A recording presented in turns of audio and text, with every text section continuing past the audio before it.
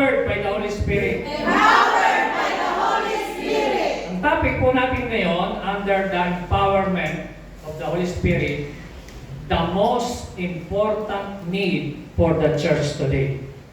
Amen? Amen. Ako'y naniniwala na ito po ang isang mensahe na napaka-importante na dapat nating maintindihan. Lahat po ng mensahe ay importante. Lahat po ng ginagawa natin sa church para sa Lord ay importante. Ang worship, importante yan. Ang pagbibigay, importante yan. Mahalaga yan. Ang evangelism, importante yan. Healing the sick, importante. Casting out demons, importante. Raising up the dead, importante yan. Discipleship, importante. So lahat yan ho ay importante, mga kapatid. Pero, mayroon ho mas importante kaysa sa mga bagay na yan. At yan po ang pag-uusapan natin na dapat universal church, local church, any denomination, ito po ay kailangan itong mensahe na ito. Amen? Amen. So, hindi lang po ito mensahe pang isang buwan, hindi lang po ito mensahe pang isang taon. Ito pong mensahe na ito ay dapat na maging lifestyle natin, na maging buhay natin, dahil dito po nakasalalay kung paano magtatagumpay ang ating pamumuhay Kristiyano. From natural na makapamuhay tayo to supernatural. From ordinary, na gamitin tayo ng Panginoon sa extraordinary. So mga kapatid, kaya po, sabihin natin, the most important need for the church today. The most important message ng Panginoon na dapat po natin itong maunawaan. Alam niyo po, ang mga disipulo, bago sila humayo, tinanggap nila ang the most important message na ito. Ang Panginoong Hesus mismo, bago siya nagsimula sa ministry, the Lord Jesus Himself, bago siya nagpalayas ng demonyo, bago nagpagaling, bago bumuhay ng patay, bago humayo, tinanggap ng Panginoong Hesus din mismo sa buhay niya. Siya mismo, na-experience niya ang mensahe na ito na pag-aaralan po natin, mga kapatid. So kung ang Panginoong Hesus, kung ang disciple, at maging ang mga Ephesian church at the early church sa Book of Acts, sila po ay naranasan nila ang mensahe na ito, how much more tayo pa kaya sa panahon natin ngayon? Na hindi magdidesire dito. So ganun po ito kahalaga. Kaya sabi mo sa katabi mo, huwag kang matulog. Huwag kang matulog. Amen ba? Di ba tayo nagsisimula? Introduction pa lang tayo. Mga kapatid. Amen ba? Amen. Okay. So, bibigyan ko po kayo ng 5 reason bakit ho ito ay napaka-importante. Maaring rinig na kayong mensahe about sa topic na ito, pero meron pong revelation ng Panginoon sa atin palaging bago. Kapag bukas lang po ang puso natin, handa tayong matuto. Amen? Amen. So, okay. 5 reason kung bakit kinakailangan nating maintindihan po kung gaano kahalaga ang bagay nito. By the way, ang Book of Acts, mga kapatid, ito po ay Acts of the Holy Spirit na sinulat po ito ni Dr. Luke. At itong si Dr. Luke, sinulat niya po ang Book of Acts. At sa bawat pahina o page ng Book of Acts, ay makikita niyo po ang persona na ito na nandun siya sa likod kung bakit extraordinary lang ang signs and wonders and miracles ng mga apostol, Nasa pamagitan lang ng anino nila Pedro ay gumagaling ang may sakit. So, makikita natin every chapter yung gawa ng persona na ito kung bakit pag naglehang sila ang mga tao ay gumagaling. Kung bakit pag nagpalaya sila ng demonyo, ang demonyo lumalayas. So mga kapatid, ito rin ang dahilan kung bakit maraming church sa ngayon, hindi lang po church na ito, kundi all over the world, na ang church ay sobrang malayong malayo sa original na church sa Book of Acts.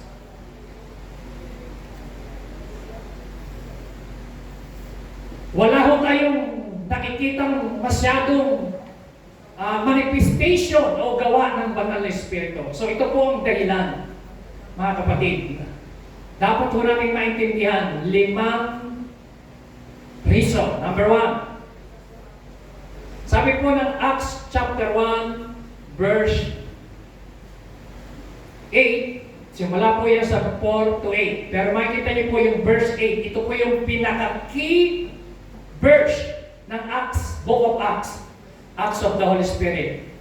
Ang sabi po diyan, but you will receive power when the Holy Spirit comes on you.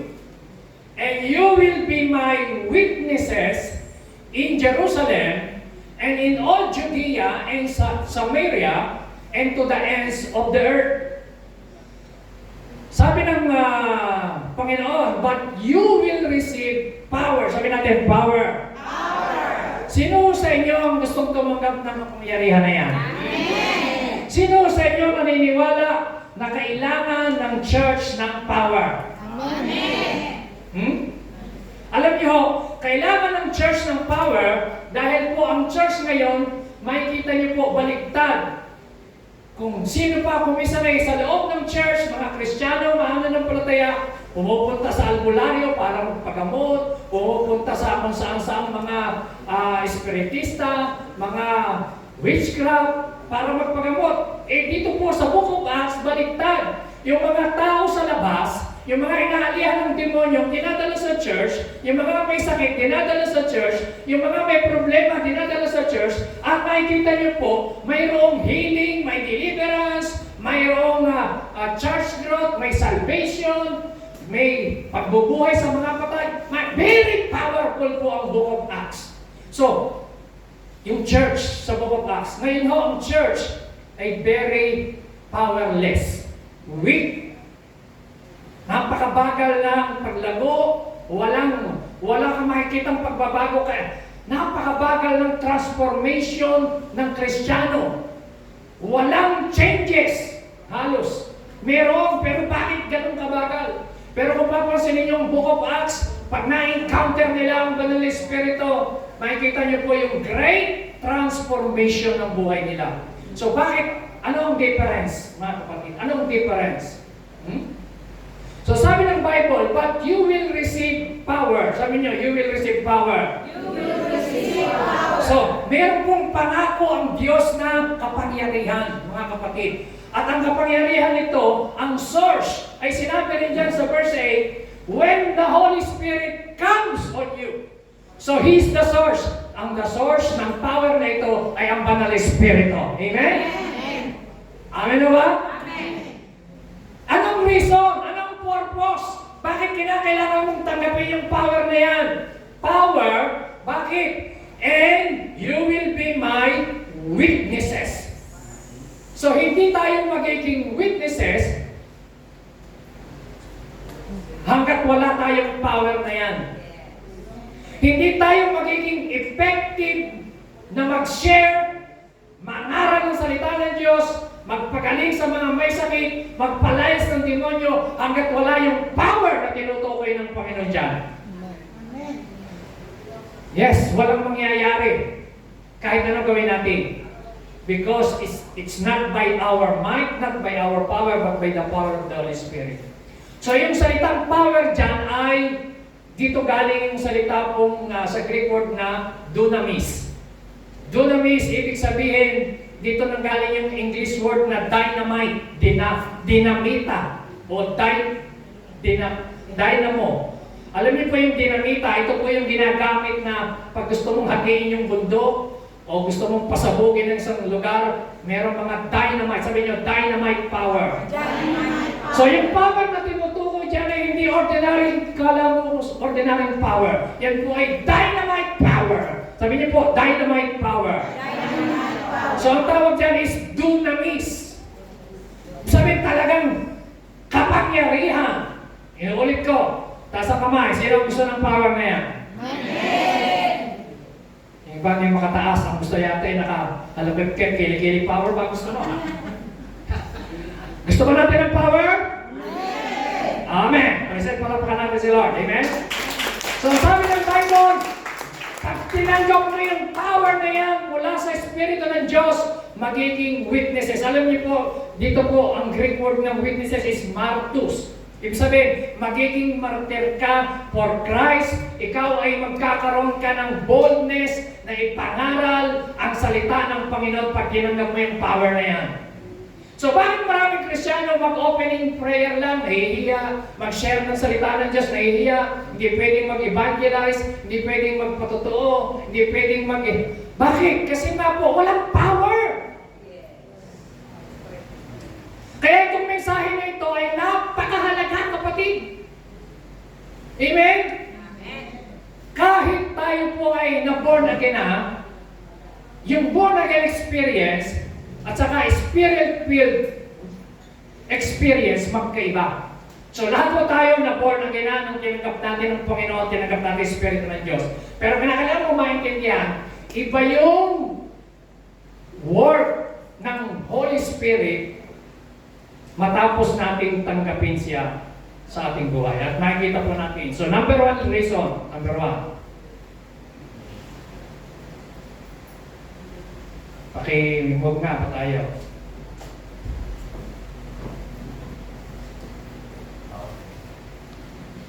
Yeah. Yeah. So number one reason kung bakit kailangan. Number one, it was Jesus' last message to the church. Alam niyo po ba, si Kristo po, mga kapatid, are you listening? Amen. Nakikinig po ba kayo? Amen. Si Kristo po, bago siya nagkaroon ng tinatawag na ascension. Alam po natin ang istorya ng Panginoon, ano?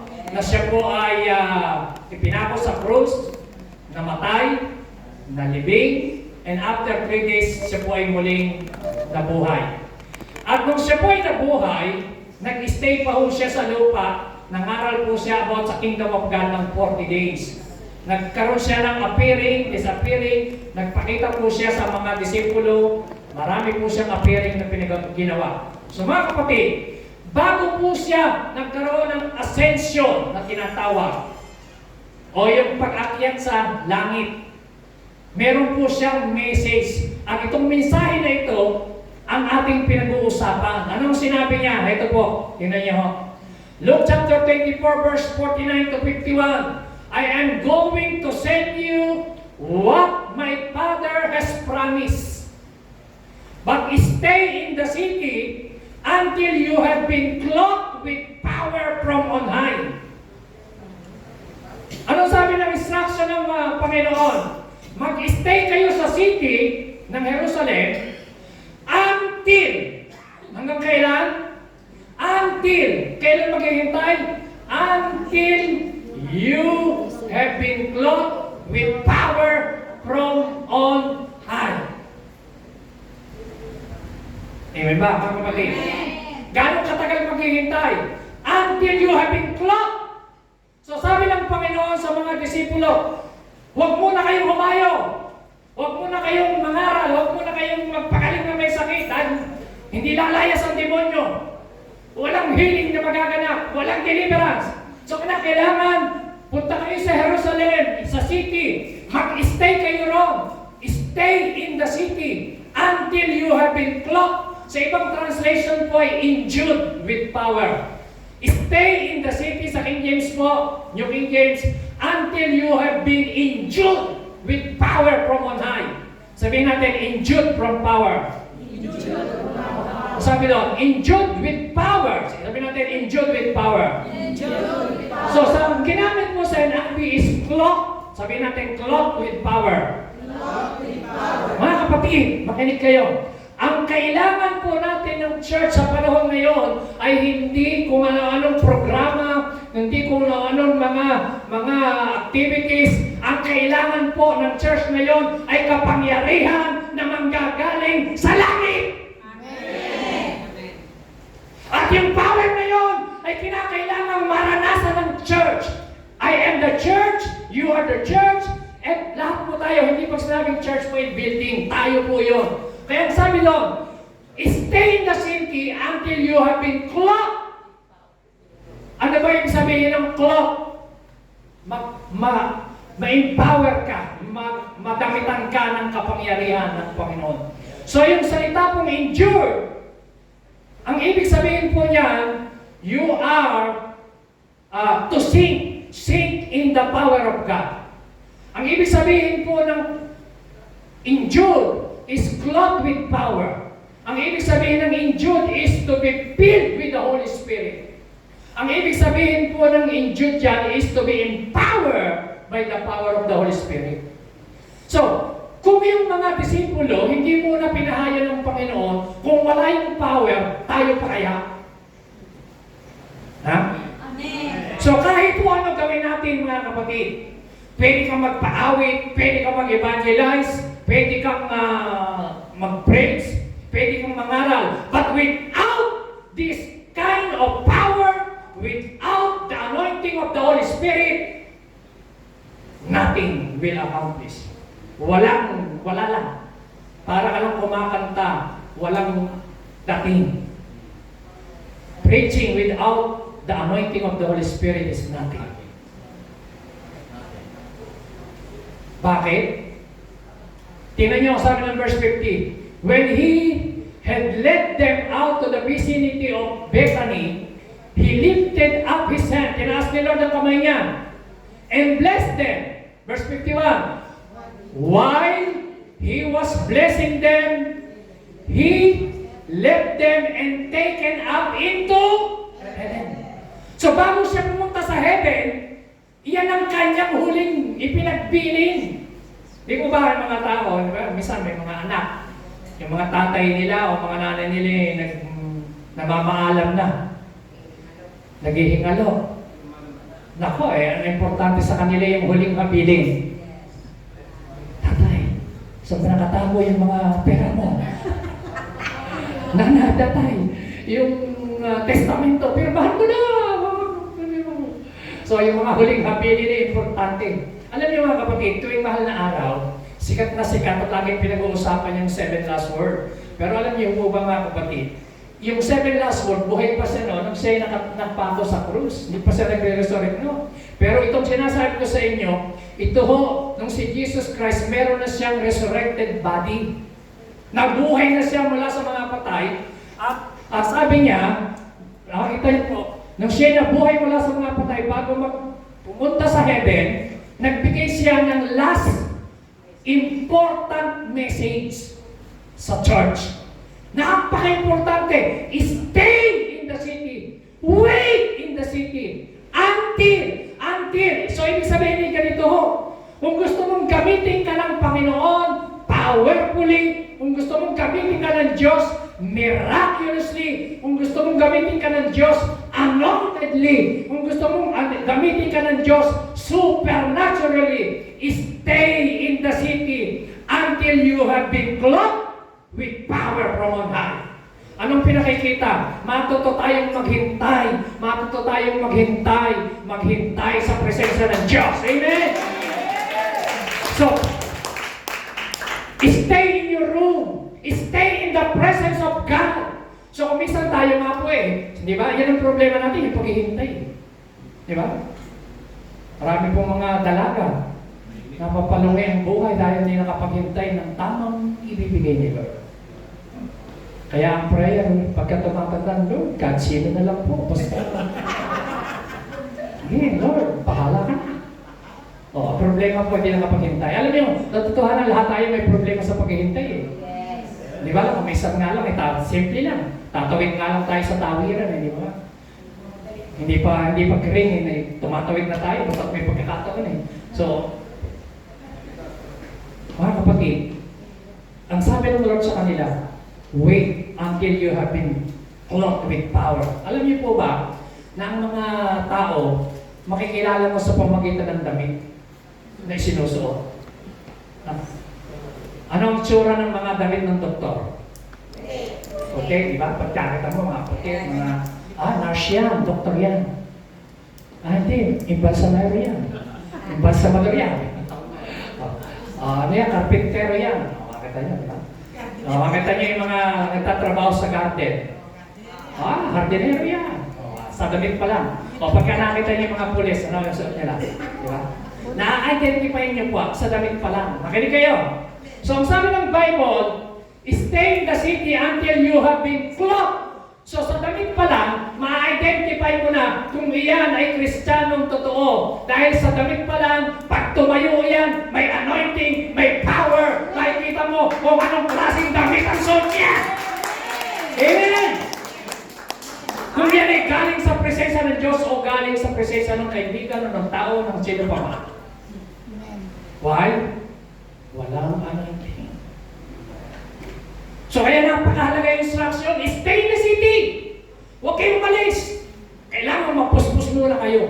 So mga kapatid, yan po ang number 1. It was Jesus' last message to the church. Message siya ng Panginoon. Number 2, bakit kinakailangan? Anong ginawa? Bago po tayo pumunta sa number 2, ituloy po muna natin yung Luke 24:52. Then they worship Him and return to Jerusalem with great joy. Sabi niyo po, return to Jerusalem with great joy. Tingnan niyo po, tuwang-tuwa, mga kapatid, listen.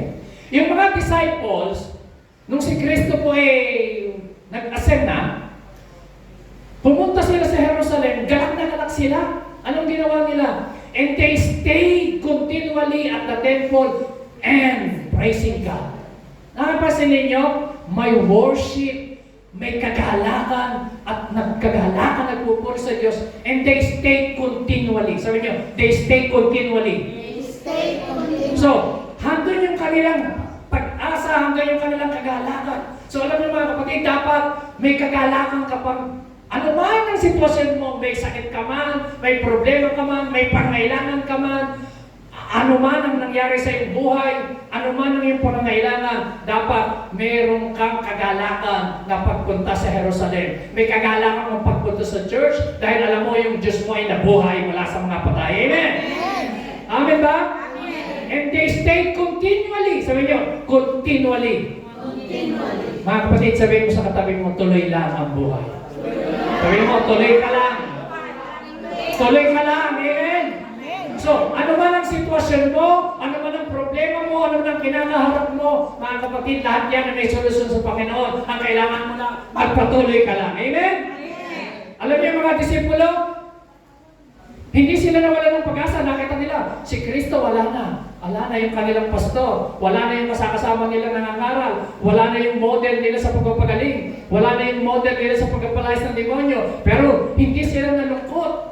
Bakit? Kasi ang sabi ng Panginoon sa kanila, mag-stay kayo sa Jerusalem. Ipapadala ang Holy Spirit. Who is the Holy Spirit? He is the third person of the Trinity. He is omnipotent God. He is Lord. He is Jesus. He is omniscient. He is omnipotent. He is God, the Holy Spirit. He is the great comforter. He is our helper. In times of distress, in times of stress, He is the Holy Spirit. And He is with us. He is in us. And He is upon us. Amen. Amen. The Holy Spirit is in you now. But, listen, importante mo dapat maintindihan, the Holy Spirit must be upon us. Kaya nga, when the Holy Spirit is come upon you. So, ang Espiritu ng Diyos nasa puso natin, that is born again experience. Pero hindi din po natatapos na born again ka. Kaya maraming Kristiyano hanggang doon lang. Kailangan magkaroon ka ng empowerment mula sa Panginoon. Amen? Amen. Amen ho ba? Okay, number 2. It was Paul's first message to the Ephesian church. Alam niyo po ba kung bakit ito ho ay napaka-importante? Si Paul na nagpunta sa church ng Efeso, ang natagpuan niya ron, 12 disciples. Acts chapter 9, verse 1 and 2. While Apollos was at Corinth, Paul took the road through the interior and arrived at Ephesus. There he found some disciples. Sabi niyo po, disciples. Sabi niyo po, disciples. So, listen, ha? Makinig kayo maigi. Are you listening?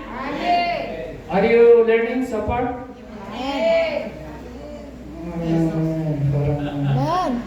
Ha? Nasusunod niyo mo ba ako? Okay, ano sabi ng Word of God? There he found some disciples. Take note, disciples po ito. Hindi po sila ordinary convert, ha? Disciples. So, natagpuan ni Paul sa church na yon ng Efeso ang mga disipulo. Ito ang tanong, verse 2. And ask them, did you receive the Holy Spirit when you believe? At yan din ang tanong ko. Did you receive the Holy Spirit when you believe? Anong sagot nila? They answered, no! We have not even heard that there is a Holy Spirit. Imagine mga disciple, hindi nga nila alam na may Espiritu pala ng Diyos. Mga kapatid, baka hindi lang po yung mga disciple niya. Baka ikaw matagal na sa Church of the Rock. Baka ikaw matagal na nag-church. Baka ikaw tumanda na sa church. Baka ikaw matagal na nagpupunta sa church, hindi mo para din alam na meron palang Holy Spirit. Kamukha nila. O, ano ginawa ni Paul? Paul said, John's baptism was a baptism of repentance. He told the people to believe in the coming after him, that is in Jesus. On hearing this, they were baptized in the name of the Lord Jesus. So, mapasin niyo po. Sabihin niyo, baptism of repentance. Isa pa, sabihin niyo, baptism of repentance.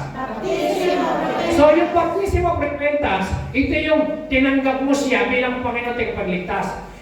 Hindi mo mararanasan yung baptism of the Holy Spirit kung hindi ka pa nagre-repent. So, ang first step, you must be born again. First step, you must receive the Holy Spirit sa iyong buhay. Kung gusto mong maranasan ang milagro sa buhay mo, kailangan una, isurrender mo yung buhay mo sa Panginoon. That is the first step. Ayan, verse 4. Baptism of repentance ang tawag dyan. Amen? Amen ba? Ngayon, tuloy po tayo. Sabi ng verse 16, lakas niyo po. When Paul placed his hand on them, ano nangyari? The Holy Spirit came on them, and they spoke in tongues and prophesied. There were about, ilan? 12 men in all. Ito po ang G12 ni Paul sa church ng Ephesus. 12 lalaki. Disciple yan. Ulitin kita tanong, sino ang gustong ma-experience yung power na yun? Amen. Taas ang kamay. Taas. Sige po. Amen. Gusto natin? Praise God, lahat tayo. So, sabi po ng Word of God, nung ipinatong ni Paul yung kanyang kamay, ano nangyari? The Holy Spirit came on them. Came on them. Biglang dumating na experience nila. So, samantalang tinanggap na nila, sila po ay nagsisi na. So mga kapatid, yan ang sinasabi ko na hindi ibig sabihin na ikaw ay nagsisimba. Yes, tama, maganda yun, mag-church tayo. Hindi ibig sabihin tayo nagtatay sa offering. Okay yun, maganda yun. Sapat na yun. May kulang sa atin. Kailangan tanggapin natin yung kapangyarihan ng Banal na Espiritu.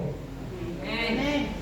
Para magkaroon po, alam niyo, once na na-experience mo yung kapangyarihan ng Banal na Espiritu na yan sa buhay mo, there will be great transformation na magaganap sa iyong puso, mula sa loob mo, sa buhay mo, sa isip mo, sa pananalita mo, sa kilos mo. Tingnan niyo po yung mga disciple. Si Pedro na dating duwag, si Pedro na dating takwil niya. Ipinagkailan niya si Pedro at si Jesus Christ na hindi niya kasama. Siya po yung naging matapang tumayo among the 12 nung napuspos ng Holy Spirit. So ganyan po. Si Pedro dating nagmumura. Si Pedro na dating mainitin ng ulo. Si Pedro na dating mapusok. Nung tinanggap ang kapangyarihan ng Banal na Espiritu, nagkaroon ng malaking transformation sa buhay niya. So mga kapatid, yan po ang kulang sa maraming Kristiyano ngayon. Yes, Christian sila. Yes, faithful sila. Yes, nag-church. Pero kailangan ang kapangyarihan ng Banal na Espiritu. Palakpakan natin sila. Amen? Amen ba? So the Holy Spirit came on them. Ano nangyari? They spoke. Kailan nangyari? Nung ipinatong ni Paul yung kanyang kamay sa kanilang ulo. Bakit? Kasi po, mga kapatid, tandaan niyo po, pag tinanggap mo ang Espiritu ng Diyos, ang kapangyarihan ng Panginoon dumadaloy sa ating mga kamay. Dumadaloy sa ating mga paa. Dumadaloy sa buhay. Kaya ho, pag ikaw ay nagpatong ng kamay, sabi nga ng Word of God, heal the sick. So lahat ho ng patungan mo ng kamay, they shall recover. Kagaling sila, sabi ng Panginoon. Amen? So napakahalaga po. Alam niyo po ba, ang Ephesian Church ay dito ho sinabi ni Paul itong Ephesians chapter 5. Bago po niya po ito isinulat, mga kapatid, mababasa niyo sa Bible, sa Book of Acts chapter 19 na yan, pag itinuloy niyo, ang iglesia pala ng Ephesian Church ay napakaliit lang, na hina ng paglago, at napaka-weak. Alam niyo kung bakit? Kasi yung lugar ng Ephesus ay pinaghaharian ng mga witchcraft, ng mga bad spirit. Alam niyo po, nung si Paul, nirebuke niya. Basahin ko po sa inyo, wala po dyan sa outline, pero sa Book of Acts nakalagay po yan. Gusto ko lang pong ituloy para maintindihan nyo. Sabi po ng, tingnan niyo po, ang Acts chapter 19, nung si Paul, siya po ay nangaral sa lugar na yan, ito po ang nangyari. Nung napus po sila. Acts 19, verse 18. Many of those who believed now came and openly confessed what they had done. A number who had practiced sorcery. Yan naman niyo po, mga witchcraft to, mga magkukulang. Verse 19. Broke their scrolls together and burned them publicly. When they calculated the value of the scrolls, the total came to 50,000 drachmas. Ang ibig sabihin ng drachmas na yon, ang isang equivalent ng drachmas is 1 day na wages ng sweldo. Isang araw, 1 drachmas. Ito po ay 50,000. Imagine niyo po yun. Yung 50,000 na yun, i-multiply mo sa bawat isang araw na sweldo. Ganon kadami, ganon kahalaga yung mga sinunog nilang mga libro, yung mga Latin, mga dasal-dasal nila na galing po sa spirit of witchcraft and sorcery. Ano nangyari pagkatapos ng sunugin? Are you listening? Amen. In this way, yun po nangyari. Pagkatapos ng sinurrender nila yung kanilang mga agimat. Baka dito, meron pong may mga agimat kayo, ha? Baka dito, meron kayong mga tinatago sa bahay, yung mga bulsa ninyo ng mga Latin-Latin. That is from the spirit of the devil. Ako na magsasabi sa inyo, hindi sa Diyos yan. Yan ang dahilan para mayroon siyang open door. Tandaan niyo po, pag meron kanyan, merong bukas na pintuan, may entry point ang kaaway para siya makapasok sa atin. Kaya ho, hindi tayo nagkakaroon ng kalayaan kung minsan sa mga sakit, kamalasan, kahirapan, dahil meron po siyang entry point. So, kaya dapat yan, kung meron ka sa bahay niyan, kaya ho, nung isang araw, si Joy na naginip itinapon niya lahat ng mga napanaginipan niya. Namulagte siya ng mga ano-ano lang ng mga bagay na yun kasi pinakita ng Diyos sa panaginip. I believe God is speaking to us through dreams and vision. Amen? Amen. Ng isang araw, matagal na panahon, si Asia, nanaginip po siya. Kaya pala may spirit ng sa kwarto na opresyon. Hindi niya alam, matagal na panahon na yun. Yung pala, may nakatago na bag ba yun? Na mayroong marka ng ano ba yun? Dragon. Drawing na dragon. Hindi niya alam yun, ha? Handun sa taas ng cabinet niya, nagtataka siya bakit may spirit, parang may oppression doon sa room niya. Ano iba, may heaviness. Alam niyo mga kapatid, makinig kayo. Kung meron kayong na-experience, surrender niyo na yan sa Panginoon. Alam niyo ang ginawa ni Paul, tingnan niyo po. Ang ginawa nito, many of those who believe, now they came and openly confessed what they had done. Lahat ng kanilang mga scroll, lahat ng mga agimat, mga libro, lahat ng mga dasal-dasal, mga Latin-Latin, lahat yan ay sinuko nila. Ano nangyari? In this way, the word of the Lord spread widely and grew in power. Hallelujah. Amen? Pagkatapos nun, lumago ang church ng Ephesus. Lumawak ang salita ng Panginoon. So mga kapatid, ganun din po sa church. Bakit sa church? Wala pong nagaganap na deliverance, walang healing, o kung meron man, napaka-unti, napakadalang. Ang problema mga kapatid, sapagkat kinakailangan ma-experience talaga ng church yung kapangyarihan ng Banal na Espiritu. Yan ang kulang. Aminin natin yan ang kulang. Hindi lang sa church na ito, kundi pansinin nyo, lalo na dito sa Europe. Malayong-malayo ang book Acts sa church ngayon. Eh, di bang sabi ng Bible, naniniwala ba kayo na yung Diyos ni Pedro is Diyos din natin ngayon? Amen. Okay. Naniniwala ba kayo na yung bumuhay ng patay, nagpagaling ng may sakit na Diyos nila, Andres nila, ng 12 disciples, Diyos din mo natin ngayon? Amen. Naniniwala ba kayong gano'n? Bakit? Jesus is the same, yesterday, today, and forever. So kung siya hindi nagbabago, ang problema ang nagbago is church. Ang Diyos hindi nagbabago. Amen? Tayong nagbata, church. Kasi ang church, kulang talaga tayo sa Word of God, kulang sa prayer. Makikinig nga lang tayo pagka Sunday. Isang oras lang yung pakikinig mo, nag-i-struggle ka pa, di ba? Ang kalaban mo, hindi si Satanas, hindi yung antok eh. Talagang, anin mo na lang, pisikat mo ng kalamansi o matangkad. Hindi naman sabi inaantok dito, lahat naman kayo yung mukhang kagigising lang, okay na yan.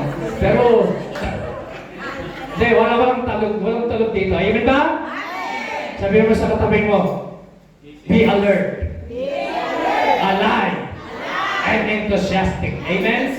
Dapat alam tayo, alert pag sa pakikinig ng Word of God. Okay, anong nangyari? Matapos ma-experience ni Paul sa church yung healing, deliverance, itong sinabi niya, Ephesians chapter 5, later, sinulat niya yan. Ito po, sa church yan, may piso. Karugtong yan ng Acts chapter 19. Oh, anong sabi niya? Be very careful then how you live, not as unwise, but wise. Mag-iingat kayo kung paano kayo nabubuhay dito sa mundo. Alam niyo po mga kapatid, listen. Habang tayo nandito sa mundo, nabubuhay tayo sa broken world. Mundong marumi, mundong makasalanan, mundong punong-puno ng evil. Ayun ang sabi ng Bible, dapat maging wise ka, huwag kang maging unwise. Sino sa inyo gustong maging wise? Ito ang mga wise, verse 16. Making the most of every opportunity because the days are evil. So, ang buhay daw po, the days are evil, masama na. Ang sabi ng verse 17, therefore, so, dahil pasama na ang nangyayari sa mundo, alam niyo ho, patindi ng patindi ang nangyayari sa mundo ngayon. Kahirapan, patindi, ang mga gera, patindi, ang mga sakit, social na yan ang mga sakit, patindi ng patindi, nagle-level up yung mga pangalan ng mga sakit, iba-iba, magkulat ka. O dati, chicken pox lang ngayon. May impax na. Ano yung impax? Monkeypox. Impacto. Nag-upgrade ang mga pangalan ng sakit na yun. Magulat ka kung ano-anong sakit ang lumalabas. Eh kasi po, the days are evil. Sabi natin, the days are evil. The days are So ngayon, kung pasama ng pasama, hindi lang yan. Tingnan yung mga tao, patigas ng patigas ang walo ng tao. Di ba nasa Bible yan, Matthew? In the last days, ano mga tao? People will be lovers of themselves, disobedient to their parents. Di ba? Mga anak ngayon. Gusto yung magulang ang sumunod, baliktad na. Pag inuutusan ng mga magulang ang anak ay, kasi! Di ba? Ganun. Wait. Ibang matitigas sa ulo, pasaway. Ganyan, spirit yan, ha? Spirit yan sa last day. Spirit in the last day yan, ha? Nasa Bible lahat yan, mga kapatid. Okay, lovers of themselves, disobedient to their parents, proud, arrogant. Yan ang mga tao na yun eh, yayabang. Parang kanilang karsada, mag-drive. Ma-overtaken mo lang, may talagang galit. Sa Pilipinas, sa tigil ng traffic, nagbabari na. Pinapatay. Ganyan ang mga tao, mayayabang, mapupusok. Kaya sabi niya, kung ikaw ay nasa mundong ganyan, dapat maging wise ka. Amen? Amen ba? Paano ka magiging wise? Ang sabi ng Bible, making the most of every opportunity because the days are evil. Verse 17, therefore, do not be foolish, but understand. Ano sabi? What the Lord's will is. Dapat naintindihan. Ano bang kalooban ng Diyos? Gusto niyo bang kung alam mo kung anong kalooban ng Diyos? Amen. Iba ayaw eh. Gusto niyo bang lahat malaman kung anong kalooban ng Diyos sa buhay niyo? Okay, ito ang kalooban ng Diyos. Basahin niyo. Lakas niyo. Go! Do not get drunk on wine which leads to debauchery. Instead, be filled with the Holy Spirit. So, karugtong yan, kaya pala sinabi ni Paul, kasi sa book of Acts, yung church doon, yung mga miyembro nila doon, umatay sa church, nakalasing pa. Hindi lasing sa espiritu, lasing sa anak. Wala naman siguro lasing dito ngayon. Wala. Lasing sa spirit, amen? Talagang totoong sini. Kaya sabi ni Paul sa kanila, sinabihan, direkta namin. Direkta. Do not get drunk on wine. Totoo yan, literal yan. Huwag kayong magpahalasing dyan sa alak. Alam niyo ang bunga niyan. Kawasakan. Ang bunga niyan, kasiraan ng inyong karakter, ng inyong ugali, ng inyong integridad. Sa halip, be filled. Sabihin niyo sa katabi mo, be filled with the Spirit. Sabihin mo sa katabi mo, be filled with the Spirit. Amen? Sino sa inyong gustong maranasan na mapuspos ng Holy Spirit ngayon? Ha? Sa mga susunod na linggo, pag-uusapan po natin ito hanggang 2 buwan, mga kapatid. Amen? So, hindi pa po tayo magkakaroon ng application ngayon. Introduction pa lang ito eh. Nagbibigay pa lang ako ng foundation sa inyo. I'm just laying down the foundation. So, kaya pinakasimula pa lang po ito. Number 3, bakit ho ito napaka-importante? The disciple received Holy Spirit baptism. Tignan niyo yung mga disipulo, tinanggap nila yan. Ano sabi ng John 20 verse 21 and to 22? Si Jesus Christ nung nabuhay, nag-appear siya sa mga disipulo. Pero alam niyo kung ano yung ginawa niya? Hiningahan nila yung mga disciple at tinanggap nila yung Spirit. Tingnan niyo, again, Jesus said, peace be with you. Kasi si Jesus Christ nung hinuli, pinako sa krus, ang mga disciple, takot na takot sila, nagtitipon sila sa isang lugar. Tapos, kasi alam nila na si Jesus Christ ay hinuli ng mga Roman soldier at pinapako sa krus. So ngayon, nung si Kristo ay nagbuhay mula sa mga patay, hindi pa nila alam. Nung siya nag-resurrect, nag-appear siya sa mga disciple na nag-aalala, full of fear, full of oppression, depression, takot na takot. Sabi ng Panginoon, peace be with you. As the Father has sent me, I am sending you. Tapos anong ginawa? Verse 22. And with that, He breathed on them and said, receive the Holy Spirit. Tingnan nyo. Una, na ginawa ng Panginoon, tinanggap muna ng disciple yung Holy Spirit. Amen? Amen ba? Amen. Amen ba? Amen. Ano sabi ni Kristo? Receive the Holy Spirit. Sabi niyo, receive the Holy Spirit. Yan ang first step. Receive the Holy Spirit. Tanggapin mo muna yung Espiritu ng Diyos. Pangalawa, patapos mong tanggapin, ano nangyari sa kanila? Acts chapter 2. When the day of Pentecost came, they were all together, ang mga disciples, 12 disciples, in one place. Suddenly, a sound like the blowing of a violent wind came from heaven and filled the whole house where they were sitting. Ang unang napuspos, napuno yung lugar, yung bahay nilang pinagtitipunan. Amen? Pansinin nyo, mayroong dalawang bagay na binanggit yan na napuspos. Una, ang napuno muna yung bahay, yung lugar, yung place. Place. Alam niyo mga kapatid, itong lugar na ito, pwedeng punuin ng Panginoon ang kanyang presensya. Amen? Alam niyo kung bakit nalaman kong itong mensahe na ito ay galing sa Lord? Nung isang araw, hindi po alam ni Asia na ito po yung piniprepare kong teaching, pinag-aaralan ko, minimeditate ko, na naginip po siya. Alam niyo, napanaginipan niya mga kapatid. Nandun tayo sa isang bahay, punong-puno yung bahay, may mga nakatayo, lahat po tayo, dumating yung presence ng Lord, lahat tayo napuspos, pati ako, lahat tayo nasa swelong lahat. Puspos tayo ng Holy Spirit, at pagkatapos nun, nakikinig po ba kayo? Amen! Ako'y naniniwala, totoo yan. At pwedeng gawin ng Holy Spirit yan sa ating kalagitnaan. Amen? Yan. Siniyer niya, nung Martes yata yun, Martes yun, ito ang nakaralang linggo, itong linggo na ito. Itong linggo na ito, yung dream niya. Hindi ko kami nag-uusap. Hindi niya alam kung ano po yung aking minimeditate na ituturo sa inyo na yan. Hindi niya alam kung ano yung aking topic para sa ano. Hindi niya po alam. Hindi ko sinasabi. Pero, we have one spirit. Amen? Alam niyo, sa panaginip niya, nandun po tayo sa isang lugar. Sabi ko, church yun. Punong-puno tayo, may mga nakatayo, lahat tayo naka-experience na kapangyarihan ng Holy Spirit. Pagkatapos nun, mga iba, pati daw po ako, lahat nasa swelo, umiiyak tayo. Pagkatapos nun, nagkaroon ng healing, deliverance, at miracle, signs and wonder. Palakpakan po natin ang Panginoon. Amen? Amen? Ayan, una, napuno muna yung bahay, build the whole house. House muna, yung lugar, yung place. Alam niyo po, yung atmosphere dito, mga kapatid, listen, sabihin niyo po, atmosphere. Atmosphere. Kailangan, pag pupunta tayo sa church, i-maintain natin yung atmosphere of expectation. Sabihin niyo, expectation. Expectation. Sabihin niyo po, participation. Participation.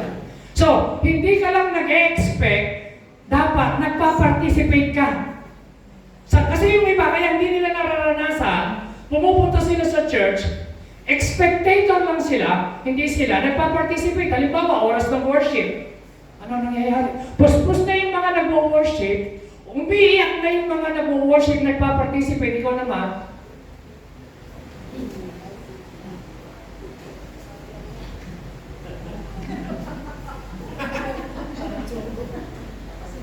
yung katabi mo umiiyak na, siguro maraming problema. Kaya umiiyak. Oy, kaya isa umiiyak, nasa presensya ng Panginoon. Amen? Ikaw nasa place ka kasi. He is in the Spirit. She is in the Spirit. Pero kung wala ka sa Espiritu ng Diyos, hindi mo yung maiintindihan, kapatid.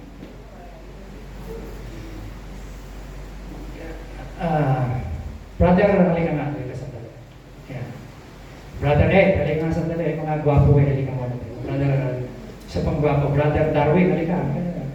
Padala kong, malamang kilala ka naman nila. Yeah, may tatlo. Halika. Yeah. Praise the Lord. Palakpakan natin ang Panginoon sa tatlong ito. Amen? Sample lang, para maintindihan natin. Pagpupos, tingnan nyo. Alam nyo po, si Brother Ed, siya po yung, ang tao po ay binubuo ng tatlong bagay. Spirit, soul, and body. Okay. Spirit, soul, and body. Ano to? Body. Pag sinabing body, ito yung five senses. Nakakakita, nakakadama, nakakalasa, nakakarinig, nakakaamoy. Pag sinabing kaluluwa, ito yung kanyang will, emotion, mind. Okay? So lahat yan ay connected. Pag sinabing spirit, ito yung nakikipag-ugnayan sa Panginoon. Ang Espiritu ng Diyos ay nakipag-isa sa ating Espiritu. Sabi lang, we are one with the Spirit of God. Kaya nga sabi ng Bible, when the Spirit is come upon you, the Spirit itself witness, bear our spirit that we are the sons of God. So, ibig sabihin, ang Espiritu, dito nangungusap ang Panginoon sa Spirit. Kaya nga sabi ng 1 Corinthians, na may mga bagay na spiritual na hindi mo maintindihan kung hindi sa parang spiritual.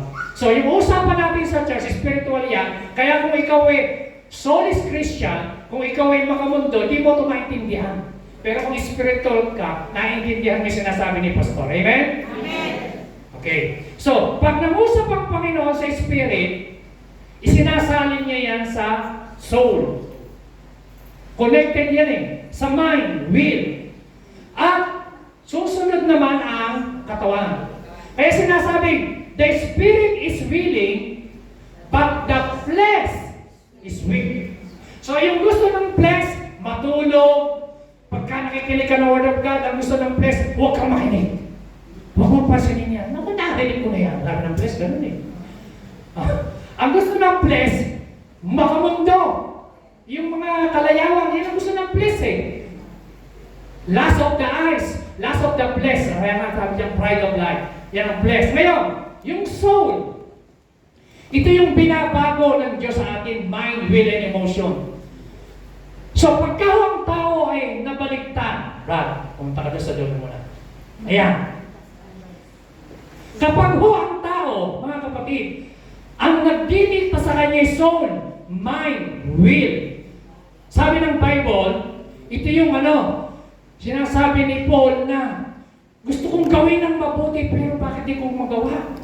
Gusto kong, at yung ayaw ko, siya ko nang nagagawa. Gusto kong bumait. Gusto kong bumait. Ngunit hindi ko magagawa. Kasi, hindi mo magagawa kapag ka kasi, dahil ang nagdidesisyon lang sa'yo, soul, mind, will, emotion lang Di ba maraming mga Kristiyano, very emotional? Amen. Akita na kayo, yes, marami sa church. Hinihimatay. Ano nangyari sa kanya? Puspus, pastor, puspus. Puspus. Umiiyak. Yung pala, nabasted lang. Kaya ako nagiiyak, alam mo na puspus, Wala kang kaalam-alam, nabalitaan mo, bakit akala mo puspus ng Holy Spirit, kaya pala nag-iiyak, naglulupa sa'yo. Hindi kayo yung buhay ko, ba't gano'n ginawa niya? Ganun pala. Hindi pala, puspus lang pala ng galit, puspus pala ng selos, puspus ng hinanakit, puspus ng tampo, puspus ng... So, kaya pala pagbangon, nung isang linggo, wala rin. Hindi na ng church. Pero, nag-ulit ka, akala mo na puspus kasi na-slay, Nagkabukal po So, ibig sabihin, makikita nyo, kasi ang nagdidikta pala sa kanya, so lang. Are you listening? Kaya kapag ikaw ay Kristiyanong solis Christian, ibig sabihin, hindi mo masama, kaya lang immature baby. Mind, will. Ang nasusunod yung will niya, yung gusto niya, yung nasa isip niya. Yung paglaging nananangan sa feeling, ay Lord, siguro siya na ibibigay mo sa akin kasi nung nakita ko, kinilabutan ako, Lord. Lord, feeling yan emotion yan Amen ba? Kaya yung mga desisyon na galing sa feeling, delikado yan. Sabi niya, Lord, siguro, matagal ko na siya na pinagpipray, Panginoon ba? Kinintatan niya ako, Lord. Siguro siya na. Kasi, yung pakiramdam mo, feeling, parang siya na. Akala mo lang yun, parang siya na, pero hindi pala siya. Akala mo lang siya. Akala mo lang pala siya. Pero totoo na hindi siya. Hindi nagko-confirm. So mga kapatid, akala mo lang. Kasi soul yan. Mind, will, emotion. So kaya nga, huwag kang mag-decide kapag ikaw ay emotionally high. Pag ikaw ay may problema, pag may kabigatan ka, stress ka, huwag kang mag-desisyon kagad, mapapahama ka. Amen? Amen. Kinakailangan ng tamang desisyon nang gagaling sa Spirit. Spirit. Sabi natin, Spirit. So yung soul, sumusunod yan. Kasi sa dikta ng kaluluwa. Kaya kapag ka yung kaluluwa mo, dapat yung soul submitted sa spirit ng Diyos. Amen? Kaya sinasabi ng Bible, anong sabi ng Bible? Those who are led by the Spirit of God, they are the sons of God. Yung pinangungunahan ng Espiritu ng Diyos, sila yung tunay na anak ng Diyos. Kaya sinasabi ng Bible, walk in the Spirit and keeping step with the Spirit. So, hindi sinabing walk in the flesh. Hindi sinabing walk in the soul. No, sabi ng Bible, walk in the Spirit. Amen? So, dapat, ito ho, kumbaga para maintindihan natin ang ilustrasyon, tayo ulit, Spirit, halika dito. Ito, ano to? Spirit. Ano to? Soul. Ano to? Body. So, kumbaga sa sasakyan, mga kapatid, kinakailangan ang nakaupo para ikaw ay magtagumpay. Ang nakaupo sa driver's seat, Spirit. Amen? Amen ba? Dapat, ang driver's seat, ang nagdadrive sa buhay mo, Espiritu ng Diyos. Naintindihan niyo ba ako? So, ngayon, ang katawan, ang flesh, ang soul, sila ay dapat ay passenger lang. Pero maraming Kristiyano na immature, kaya hindi lumalago, baliktad. Halika, brad. Ang nakaupo, soul. Yan. So, ito yung Kristiyano na sila, tinanggap naman ng Panginoon, kaya lang hindi lumalago kasi ang driver, yung soul pa rin. So, ang spirit, handyan, pero hindi siya nasusunod. Sabi ng spirit sa kanya, kailan kaya ako magkocontrol dito sa katawan at sa kaluluwa na ito? Kailan kaya magsusurrender to? Surrender! Kasi, ayaw niyo pang mag-surrender eh. Sabi mo sa katabi mo, surrender ka na. Kinakailangan, ito ang problema. Gusto niya, sarili pa rin niya, kaya hindi siya mag-surrender sa spirit. Kaya lahat ng desisyon niya, palpak. Lahat ng desisyon niya, mali. Lahat ng desisyon, kakaproblema. Kasi galing sa will, mind, and emotion. At sa feeling na. Amen. Kapatid, hindi man lang ipinag-pray. Hindi man lang. So, tayo, brad. Ito naman, kapag ka ang nangunguna, bless. Ito yung wala pa sa Panginoon. Amen ba? Siya, ang nangunguna sa kanya, yung sarili lang talaga niya. Wala pa, hindi pa niya tinanggap ang Espiritu ng Diyos. Hindi niya tinanggap ang Panginoon. Hindi pa siya nag-born again. Siya ay ordinaryong tao. Kaya lahat ng pinag-uusapan sa church, nakamaw ka lang. Hindi niya naiintindihan. Kasi, hindi siya spiritually discerned. Hindi siya spiritual na tao. Siya po ay natural man. So ito po, natural man, carnal man, spiritual man. Amen. Alin ang gusto nyo? Natural, carnal, spiritual. Spiritual. Sino may gusto ng spiritual? Amen. O, kailangan ang Holy Spirit ang masunod sa buhay mo. Amen? Kailangan sumurrender ka sa Holy Spirit. Ang ibig sabihin ng surrender, matuto tayong mag-submit at sumunod sa gusto ng Banal na Espiritu. Amen? So, ang sabi ng 1 Thessalonians 5:23, sanctify yourself. Spirit, soul, and body.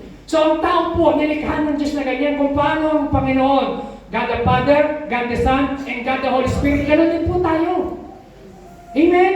Palakpakan po natin ang Panginoon sa tatlong gawin nito. Amen? Glory to God. God bless. Hallelujah. Amen ba? So, naintindihan nyo mga kapatid, kung bakit kinakailangan ho tayo ay mapuspos ng Holy Spirit. Ang ibig sabihin mo kasi ng puspos ng Holy Spirit, you are under the control of the Holy Spirit. Sino ba nagko-control sa iyo? Sino nangunguna sa iyo? Amen? Amen? Amen ba? Sino ba nangunguna sa atin? Sino nagpo-control sa atin? Kaya mga kapatid, napakahalaga. Tingnan niyo po nangyari sa Book of Acts. They saw what seems to be tongues of fire that separated and came to rest on each of them. All of them, sabi natin, all of them were filled with the Holy Spirit. Lahat sila napuspos yung mga disipulo. Lahat puspos. Amen? Amen. Amen nyo ha? Amen. Ulitin kita tanong, gusto mo bang mapuspos? Amen. Kailangan mga kapatid, number 1, mag-pray ka. Hingin mo, ask. Number 2, believe by faith. Expect mo, Lord. Simula ngayon, mga kapatid, tayo pong lahat ay tumayo. Ano sabi diyan? Then Peter stood up with the 11, raised his voice, and addressed the crowd. Fellow Jews, and all of you who live in Jerusalem, let me explain this to you. Listen carefully to what I say. So mga kapatid, ito po ay promise ng Ama. Promise po ito, mga kapatid. Anong pangako niya? Do not leave Jerusalem, but wait for the gift of the Father promise. Mga kapatid, ito po ay pangako ng Diyos. Ano yung pangako niya? Na tayo po ay mararanasan natin ang baptism with the Holy Spirit. Amen? Kasi mula sa araw na ito, itutuloy ko po ang susunod na part 2 ng message na ito sa susunod na Sunday. Pero gusto ko po kayong i-challenge na simula ngayong araw na ito, ipag-pray nyo, Lord, matagal na akong nakaranas ng kapuspusan. Gusto ko, Lord, maranasan muli yung press encounter with your Spirit.